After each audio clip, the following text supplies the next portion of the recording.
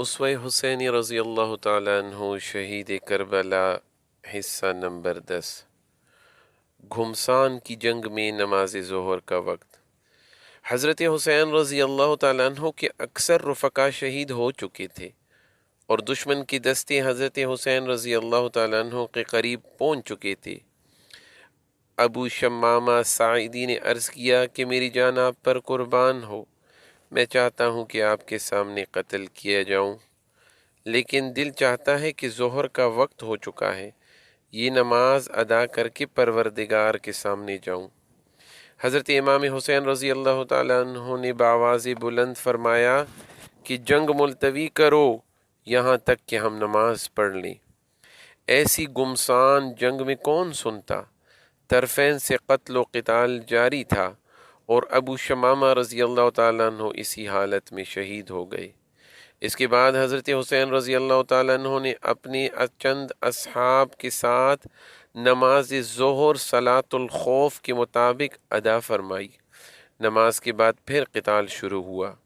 اب یہ لوگ حضرت حسین رضی اللہ تعالیٰ عنہ کے قریب پہنچ چکے تھے۔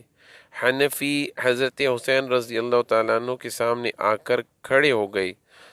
سب تیر اپنے بدن پہ کھاتے رہے، یہاں تک کہ زخموں سے چور ہو کر گر گئے۔ اس وقت زبیر ابن القیم رضی اللہ تعالیٰ عنہ نے حضرت حسین رضی اللہ تعالیٰ عنہ کی مدافعت میں سخت قتال کیا، یہاں تک کہ وہ بھی شہید ہو گئے۔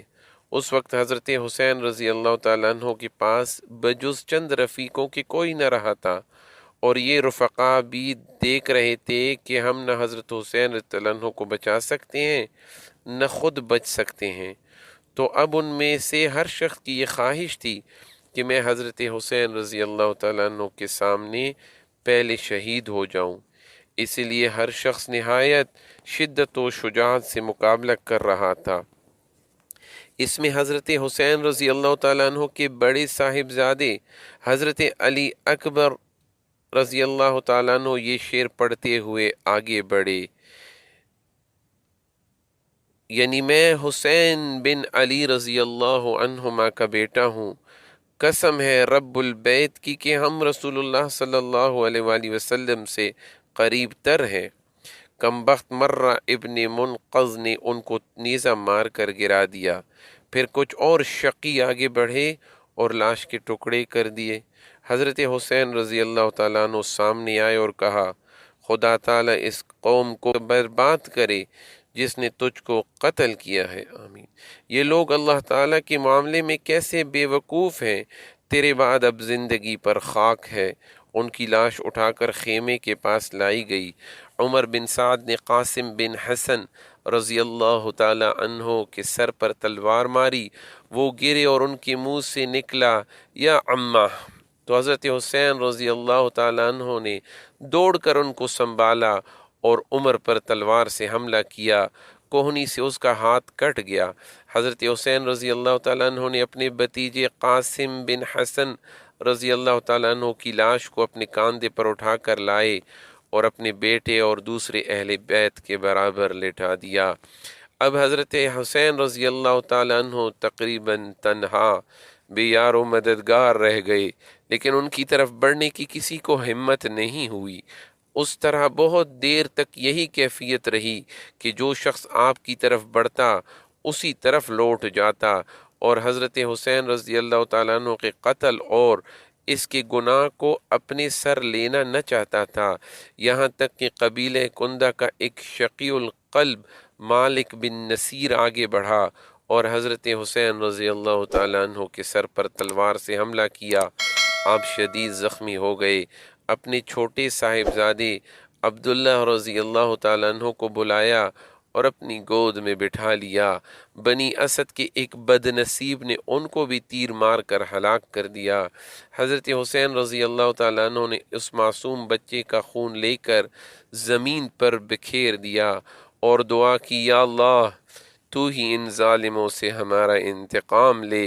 اس وقت حضرت حسین رضی اللہ تعالیٰ عنہ کی پیاس حد کو پہنچ چکی تھی۔ آپ پانی پینے کے لیے دریائے فرات کے قریب تشریف لے گئے۔ ظالم حسین بن نمیر نے آپ کے منہ پر نشانہ لے کر تیر پھینکا۔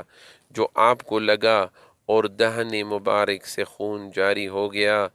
ان للہ و انا الیہ راجعون۔ حضرت حسین رضی اللہ تعالی عنہ کی شہادت۔ اس کے بعد شمر 10 آدمی ساتھ لے کر حضرت حسین رضی اللہ تعالیٰ عنہ کی طرف بڑھا۔ حضرت حسین رضی اللہ تعالیٰ عنہ شدید پیاس اور اپنے زخموں کے باوجود ان کا دلیرانہ مقابلہ کر رہے تھے، اور جس طرف حضرت حسین رضی اللہ تعالیٰ عنہ بڑھتے یہ بھاگتے نظر آتے تھے۔ اہل تاریخ نے کہا کہ یہ ایک بے نظیر واقعہ ہے کہ جس شخص کی اولاد اور اہل بیت قتل کر دیے گئے ہیں اور اس کو خود شدید زخم لگے ہوں اور وہ پانی کے ایک ایک قطرے سے محروم ہو، اور وہ اس وقت ثبات قدمی سے مقابلہ کر رہا ہے کہ جس طرف رخ کرتا ہے مسلح سپاہی بھیڑ بکریوں کی طرح بھاگنے لگتے ہیں۔ شمر نے جب یہ دیکھا کہ حضرت حسین رضی اللہ تعالیٰ عنہ کے قتل کرنے سے ہر شخص بچنا چاہتا ہے تو آواز دی کہ سب یکبارگی حملہ کرو۔ اس پر بہت سے بدنصیب آگے بڑھے، نیزوں اور تلواروں سے یکبارگی حملہ کیا، اور یہ ابن رسول اللہ خیر خلق اللہ فی الارض ظالموں کا دلیرانہ مقابلہ کرتے ہوئے شہید ہو گئے۔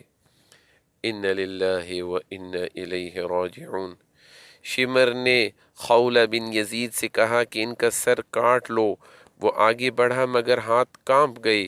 پھر شقی بدبخت سنان بن انس نے یہ کام انجام دیا۔ آپ کی لاش کو دیکھا تو 33 زخم نیزوں کے اور 34 زخم تلواروں کے، اس کے علاوہ حضرت حسین رضی اللہ تعالیٰ عنہ اور عام اہل بیت کے قتل سے فارغ ہو کر یہ ظالم علی اصغر حضرت زین العابدین کی طرف متوجہ ہوئے۔ شمر نے ان کو بھی قتل کرنا چاہا۔ حمید بن مسلم نے کہا کہ سبحان اللہ، تم بچے کو قتل کرتے ہو اور جب کہ وہ مریض بھی ہے۔ شمر نے چھوڑ دیا۔ عمر بن سعد آگے آئے اور کہا کہ ان عورتوں کے خیمے کے پاس کوئی نہ جائے اور اس مریض بچہ سے کوئی تعارض نہ کرے۔ لاش کو روندا گیا۔ ابن زیاد شقی کا حکم تھا کہ قتل کے بعد لاش کو گھوڑوں کی ٹاپوں میں روندا جائے۔ عمر بن سعد نے چند سواروں کو حکم دیا، انہوں نے یہ بھی کر ڈالا۔ ان للہ و ان الیہ راجعون۔ مقتولین اور شہداء کی تعداد۔ جنگ کے خاتمے پر مقتولین کی شمار کی گئی تو حضرت حسین کے اصحاب میں 72 حضرات شہید ہوئے اور عمر بن سعد کے لشکر کے 88 سپاہی مارے گئے۔